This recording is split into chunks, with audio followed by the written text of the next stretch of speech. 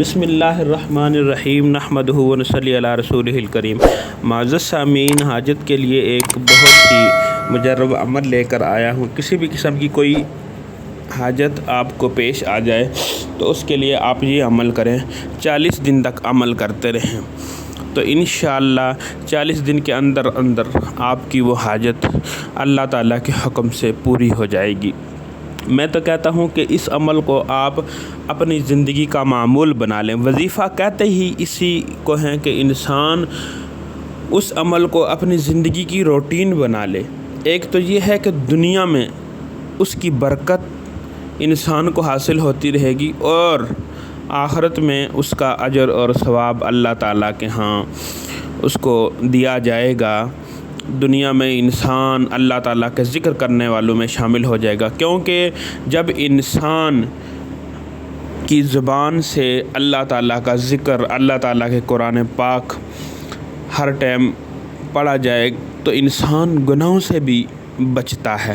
تو یہ بہت ہی مجرب عمل ہے، بہت سارے بزرگان دین کا آزمایا ہوا وظیفہ ہے۔ ایک تو بزرگ کہتے ہیں کہ میری زندگی میں جو کچھ بھی ہے اسی عمل کی برکت سے ہے، کہ ایک بزرگ کا بہت بڑا مدرسہ تھا تو انہوں نے کہا کہ یہ جو مدرسہ اس کا نظام چل رہا ہے تو یہ اسی وظیفے کی اور اسی عمل کی وجہ سے چل رہا ہے۔ وہ یہ فرماتے ہیں کہ میں نے زندگی میں کبھی اس عمل کو چھوڑا نہیں۔ اس عمل کی برکت سے جو کچھ بھی دیا ہوا ہے اللہ تعالیٰ نے تو اسی عمل کی برکت سے دیا ہوا ہے۔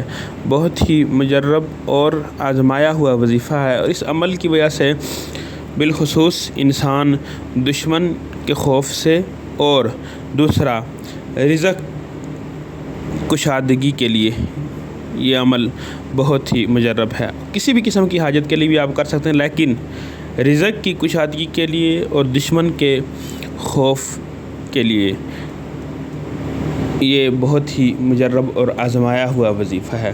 جو شخص اس عمل کو کرے گا اللہ تعالیٰ اس کے گھر میں رزق کی تنگی کبھی نہیں آنے دیں گے، اور دوسرا کہ اللہ تعالیٰ جو دشمن کا خوف ہے اس کے دل سے نکل جائے گا، اور اللہ تعالیٰ اس کو دشمنوں کے شر سے بچا کر رکھیں گے۔